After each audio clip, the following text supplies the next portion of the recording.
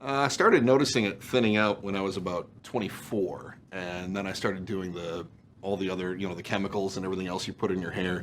And I remember going to my barber one time, and I said, "Hey, I've been using this Rogaine, and I said, I don't know if it's doing any good."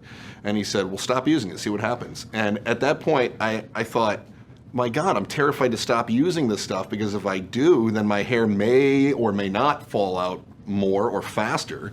But if I don't stop, then it's still falling out, and I knew that was going to be the case. So I did end up stopping. I didn't keep using that stuff, and it just kind of progressed at the same pace that it had been before, and I kept feeling like I was looking older and older and older than I really am. I mean, I'm not even 40 yet. I shouldn't look like a 60-year-old man. So I met with National Hair Centers after I had kind of looked around at a bunch of other places in the valley too. And there's a lot of places that do some form of hair restoration, but when I talked to National Hair Centers, I knew these guys, they know what they're doing, and they've got the most current technology. And so I was pretty comfortable moving forward with those guys. They really knew what they were doing, and I felt pretty comfortable with it.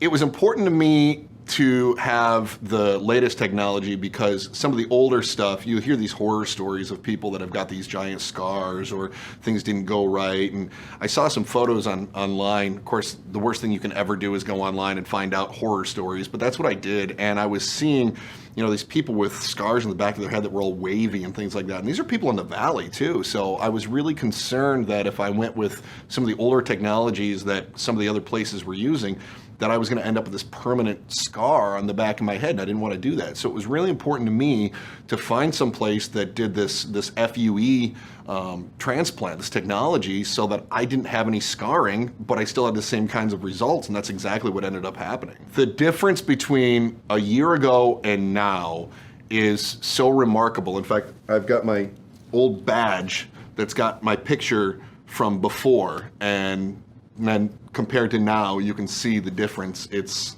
really crazy how much more hair I have. The results have far exceeded my expectations. I thought, oh good, I'll have enough that I can comb over, but that's not the case at all. It really filled out, and I can style my hair now. Not that I do, as you can see. I still go with that same haircut I had when I was 12. Cut it short, comb it over, call it good.